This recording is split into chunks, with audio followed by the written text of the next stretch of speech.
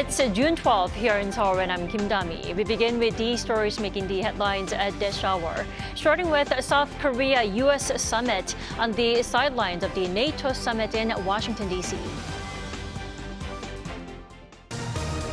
South Korean President Yoon and his U.S. counterpart Joe Biden warned any North Korean nuclear attack would be met with an overwhelming and decisive response. To do that, Seoul's advanced conventional strategy and U.S. nuclear assets will be combined to deter nuclear weapons coming from the north. The minimum hourly wage will be raised to 10,030 Korean won next year, up 1.7% from the current hourly rate. This is the first time the minimum wage has reached above the 10,000 won mark. The U.S. Consumer Price Index dropped 0.1% from May, which helped to slow the annual rate of inflation to 3% from 3.3% in May. The better-than-expected inflation report further raised hopes of a possible September rate cut. President Yoon sat down with more than 10 leaders on the sidelines of the NATO summit. One of them was U.S. President Joe Biden, where the two sides signed a new guideline for nuclear deterrence on the Korean Peninsula that increases South Korea's involvement in the operation. Our Kim Do-yeon reports. President Yoon and U.S. President Joe Biden welcomed the signing of Seoul and Washington's guidelines on nuclear deterrence and operations on the Korean Peninsula, opening doors to, quote, conventional nuclear integration between the two countries. This came on Thursday during a bilateral meeting between the two leaders at the sidelines of the NATO summit in Washington, D.C. Conventional nuclear integration means combining nuclear and conventional weapons. In other words, U.S. nuclear assets and South Korea's advanced conventional strategy will be combined to deter and respond to North Korea's nuclear weapons. This also indicates that U.S. nuclear assets that can deter North Korea's nuclear threats will be deployed to missions on the Korean Peninsula during both peacetime and wartime. Also, South Korea will be involved in decision-making processes of nuclear deterrence operations, whereas before all decisions were made by the U.S.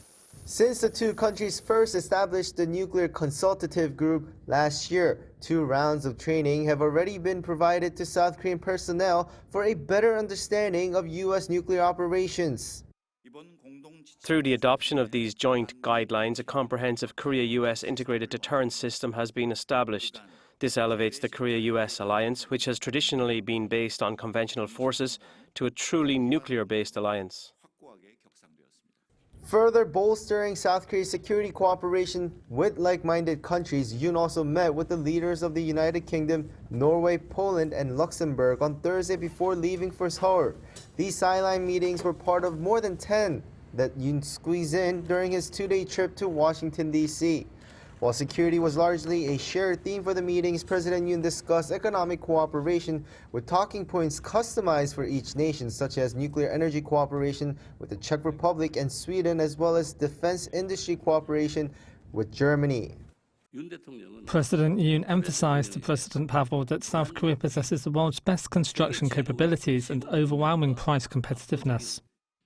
He stressed that if South Korea is selected as the contractor, it would significantly contribute to the development of the nuclear power sector in the Czech Republic. Other key industries discussed with European partners were critical minerals and semiconductor production. The top office says that the bilaterals were used to, quote, reinforce the stepping stones for the nation's companies, and it also added that it hopes that these face-to-face opportunities lead to a boost in the nation's economy and ultimately improve the daily living of the people in South Korea. Kim Do-yeon, Arirang News, Washington, D.C. And President Yoon was a leading voice in calling for cross-regional cooperation between the Indo-Pacific and Atlantic countries amid Russia and North Korea's military cooperation. Our correspondent Oh Soo-young tells us more. South Korea will double its non-lethal support for Ukraine and increase its military cooperation with NATO as President Yoon issues an urgent call to counter Russia and North Korea's military threat to Europe and the Indo-Pacific. On Thursday, the South Korean leader attended the annual NATO summit for the 3rd consecutive year. along with other Indo-Pacific partner countries, Japan, Australia and New Zealand, as the so-called IP4. Speaking at the session for NATO allies and partners, President Yoon said that value-based cooperation between NATO and the Indo-Pacific is an urgent call of the times to uphold global freedom and prosperity after Russia and North Korea last month forged a treaty on military and economic cooperation. According to US officials, Pyongyang has already supplied Moscow with around 11,000 containers of ammunition. Yoon said that it is due to enablers like North Korea that the Ukraine war has been lengthened, and warned that military and economic support from Russia to North Korea would exacerbate security threats to the Korean Peninsula and the Indo-Pacific region. He stressed the need for overwhelming deterrence and also called for the power of cooperation between the Indo-Pacific and Europe to establish peace in Ukraine and to support its reconstruction efforts. In this regard, Yoon announced South Korea will double its contribution to the NATO Ukraine Trust Fund in 2025 to $24 million, up from $12 million this year. While Yoon said on Monday that South Korea could provide lethal support to Kyiv, depending on the level of Moscow and Pyongyang's military cooperation, the NATO Trust Fund provides non-lethal military supplies to Ukraine. South Korea and NATO will also increase information sharing regarding North Korea-made weapons and those used against Ukraine, helping them discuss more elaborate countermeasures to the Russian-North Korea axis. Seoul and Brussels will further ramp up military interoperability through the mutual recognition of airworthiness certification. The South Korean leader and NATO Secretary General Jens Stoltenberg welcomed these developments as they met on Thursday morning. NATO's airworthiness certificate officially recognizes the flight safety of South Korea's domestically certified aircraft. South Korea is the first Asian country to sign such an agreement with Brussels. The certification is expected to facilitate aircraft exports and accelerate defense cooperation between the two sides in the aviation sector. As Yoon gathered with other IP4 leaders, the minilateral group jointly condemned the Russia-North Korea treaty as a grave threat to peace and stability in the Indo-Pacific and Europe. They also met with Ukrainian President Volodymyr Zelensky and offered their united support for Ukraine's sovereignty. Based on their value-based solidarity, the South Korean leader further suggested the IP4 also expand their scope of cooperation to address the global south, maritime security, cybersecurity, non-proliferation and counter-terrorism. Through participation in the NATO summit, South Korea has enhanced its own security as well as global security cooperation. NATO's focus on the role of IP4, especially South Korea, has been emphasized, and many leaders resonated with President Yoon's remarks, highlighting the need for cooperation with Seoul to strengthen solidarity between the Indo-Pacific region and the Atlantic. Going forward, with the boundaries blurring between Indo-Pacific and Euro-Atlantic security in the face of new complex threats and challenges, Seoul and Washington officials say they hope to institutionalize the cooperation between NATO and IP4 countries, building on their flagship projects on supporting Ukraine, cyber defense and artificial intelligence. Oh Soo-young, Arirang News, Washington, D.C. And NATO leaders forged a membership pledge for Ukraine and took a stronger stance on China's support for Russia. That is the Washington Declaration drawn up at their 75th summit. Let's discuss it more with Professor Joshua Shafrinson. Welcome to the program. Thank you so much for having me. Thanks for joining us. So NATO leaders vowed lasting support for Ukraine, over $43 billion and 5 new strategic air defense systems. The question is this enough for Ukraine to continue its fight against Russia? Well, certainly it's enough for Ukraine to continue the fight. Whether it's enough for Ukraine to win the fight, that is, retake all the territory that Russia seized in the initial stages of the war, is really another matter altogether. We've seen thus far in the war real challenges for the Ukrainian military in overcoming Russian manpower and military advantages. And so while the West has tried to respond with significant military assistance packages and air defenses, it's unclear at this time whether this will be enough to help Ukraine achieve what Ukraine sees as its own definition of victory. Well, then would you say this is the best result out of the NATO summit, or not as much? Well, I think it's about as good as we could reasonably hope, because as we know from the last 2.5 years of the war, NATO allies have been very reluctant to take steps that might actually bring them into a war and bring them into a direct conflict. with Moscow. So by continuing to provide military assistance to Ukraine, it's about the maximum of what the West and what the allies can do short of direct intervention. So I think it's about the best plausible outcome from the summit, even if it isn't the best possible outcome. Yeah. Maybe for now. And For also, many are casting doubts over NATO's promise to send support to Ukraine, as it may not last long, especially if Donald Trump returns to the White House. Are you on the same page? Oh, yes. I think if Donald Trump returns to the White House, all bets are off. It becomes very unclear whether the West will continue, whether the U.S. will continue providing the same level of assistance to Ukraine, if any assistance at all. Well, then what does NATO need to do to prepare for such a scenario, Well, so one thing that came up during the summit, which has come up the last two summits, is the need for the allies to rebuild their militaries after the post-Cold War drawdown. We've seen more countries have responded to the 2% pledge. We've also seen, more importantly, countries begin to rebuild brigades, rebuild artillery, invest in military enablers. And so I think that's what's really going to be needed going forward, more efforts along those lines to hedge against the possibility of an American cutoff or perhaps some kind of stalemate in Ukraine over the long term. Definitely. And of course, North Korea and Russia's deepening military ties were among the items topping the agenda at the 75th NATO summit. Professor, do walk us through how the relationship is a common threat to the NATO and also the IP4 countries. Well, I think it's certainly true that North Korean assistance to Russia has helped Russia stay in this fight and actually stand up to the combined efforts of the NATO allies. And so in that regard, I do agree that growing Russian, North Korean solidarity is a real problem for both areas.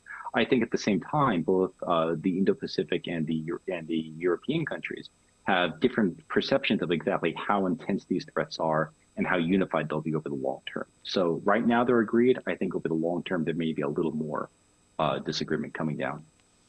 And on top of North Korea and Russia, there was also China. NATO members this year called Beijing a decisive enabler of Russia's war in Ukraine, perhaps in the hope that calling the country will stop China from backing Moscow so much. But what actual steps or measures can NATO and the IP4 come up with that will actually dissuade China from aiding Russia?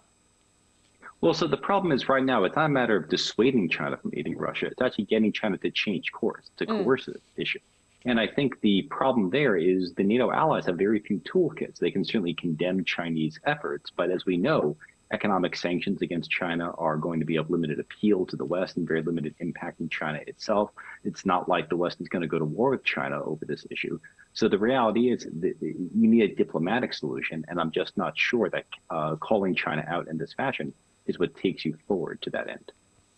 And South Korean President Yoon was invited to the summit for the third year in a row. That's a first for any South Korean leader in history. How is South Korea's status being recognized on a global level? Well, I think it's obvious. South Korea is seen as a critical provider of military assistance, of economic assistance to many countries. It's been a prominent diplomatic supporter of the fight against Russia via NATO. And I think, too, it reflects the fact that South Korea produces some of the best military hardware, some of the highest tech military equipment in the world. And so this really shows South Korea's maturation as an important player in important areas on the global stage today. Well, I have to ask you, will South Korea be invited next year again? What do you think? Well, I think it depends a lot if Donald Trump is president. I think if he is, unclear. But if he isn't, I would expect South Korea to reappear. Well, before I let you go, South Korea has been hinting of providing lethal weapons to Ukraine if, Russia continues to cross the line by cooperating so much with North Korea militarily. Do you think that option is still being considered? And if South Korea does go ahead with that plan, when would that be? Well, so I don't know when that plan would come into fruition. We know, though, that it takes a very long time for military supplies to reach Ukraine because of simply supply lines, excuse me. I think it's plausible that South Korea may go down this road, especially as the Russian-North Korean alignment deepens. It's unclear, though, over what time frame that will occur, and it's unclear if that will be in time for it to have a battlefield effect, given the current fight in Ukraine. Definitely. All right, Professor, thank you so much for joining us this morning. We appreciate it. Thank you for having me.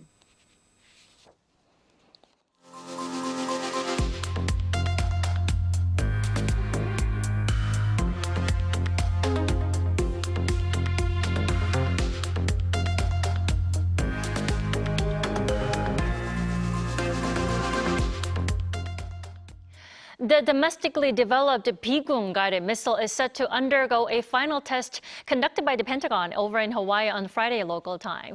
This makes South Korea a step away from securing a historic arms deals with the world's largest defense market, the U.S. Our defense correspondent Choi Min-jung reports. South Korea is on the brink of clinching its first ever defense export deal with the U.S. The country's Bigung Pioneer-guided rocket system, developed by defense company LIG Next One in cooperation with the Agency for Defense Development, is scheduled to be test-fired in waters off Hawaii on Friday local time, on the sidelines of the Rim of the Pacific exercise. This is the last in a series of recent successful tests conducted by the U.S. Defense Department. The foreign comparative test is aimed to see whether foreign weapons satisfy valid defense requirements for use in the U.S. Success would mark a significant milestone as it would open the door for exports, representing the first time a complete South Korean-made weapon system is integrated into Washington's arsenal. This will serve as an opportunity for the world to once again recognize the excellence of South Korea's guided weapons. The Bigung is a 70mm low-cost guided imaging rocket that can be fired from land, sea, and air. It's known for its cost-effectiveness and ability to accurately hit multiple targets at once. Choi Min-jung, Arirang News, Hawaii. South Korea's minimum wage for next year will be, for the first time, surpassed 10,000 Korean won per hour. The Minimum Wage Commission on Friday voted to set the minimum wage at 10,030 Korean won, or around $7.30 at the current exchange rate. That's an increase of 1.7% from this year. While this is the first time since the minimum wage was introduced in 1988 that it has entered the 10,000 won range, the rise is the second smallest ever. The Minimum Wage Commission will submit the new wage plan to the Labor Ministry, which is expected to confirm it by August 5th. The U.S. Consumer Price Index in June rose 3% on-year, compared to 3.3% the month before. The latest data released by the U.S. Labor Department on Thursday also marked a third straight month of declines, falling below market expectation of 3.1%. On-month, however, prices fell by 0.1% in June, recording an on-month decrease for the first time in 4 years and driving speculation of interest rate cuts. The Chicago Mercantile Exchange of FedWatch, which predicts interest rate policies, raised the possibility of the U.S. Fed lowering its key rates by 0.25 percentage points in September to more than 80%. Despite expectations, Wall Street was mixed on Thursday as major stocks like Tesla fell by more than 8%, while Nvidia also fell nearly 5%.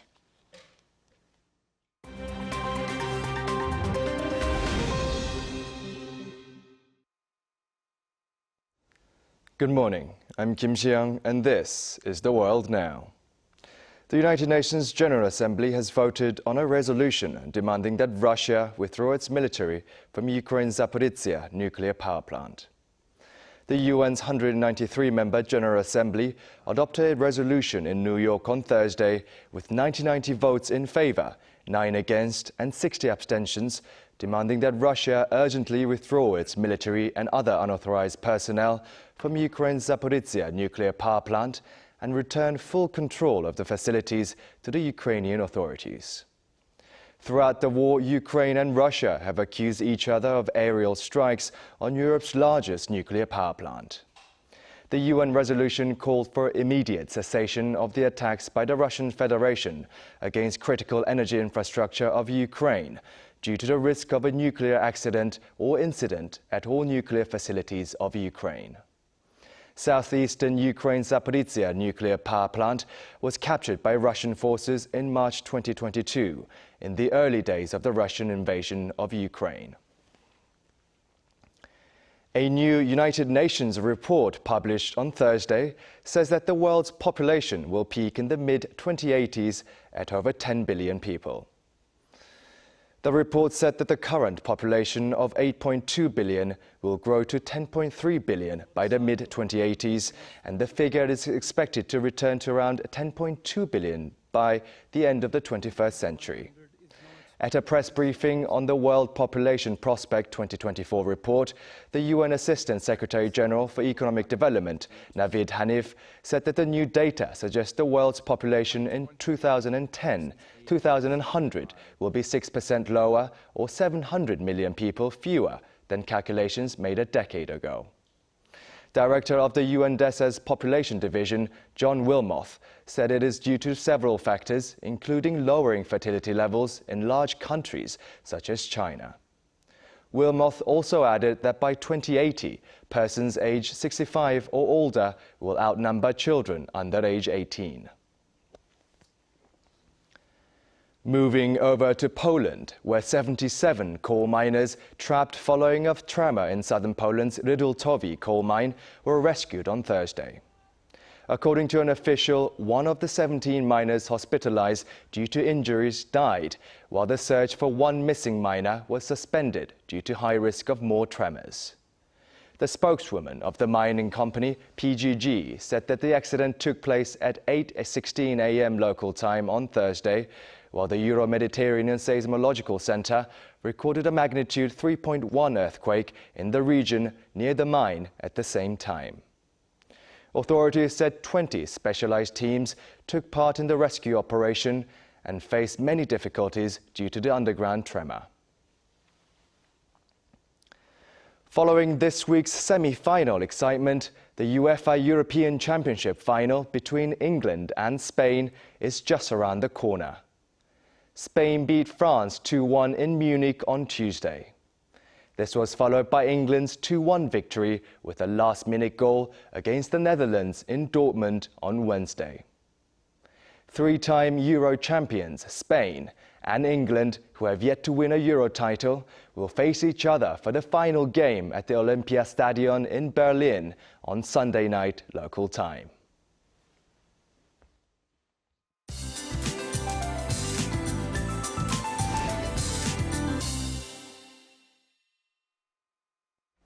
Good morning.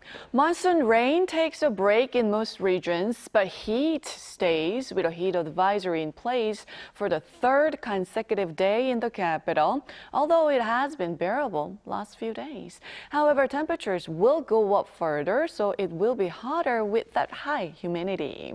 Meanwhile, you still need to carry an umbrella. Sporadic heavy rain could come down in the afternoon along with thunderstorms, and it could pour down with 5 to 6 millimeters in the forecast.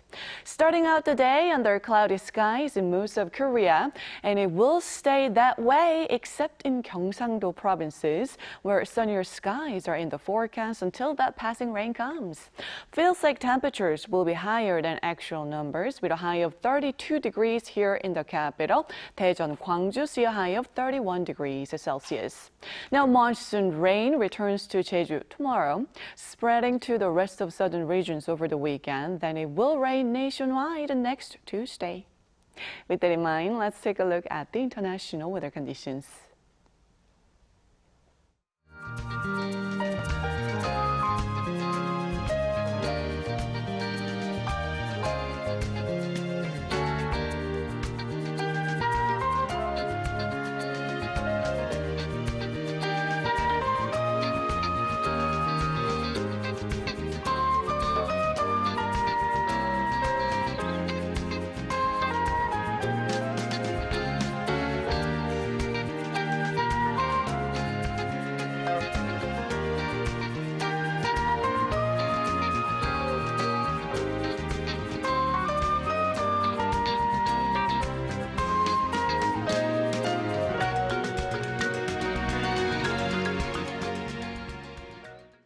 We thank you for watching New Day at Arirang. Arirang News will be back at noon Korea time. Until then, goodbye.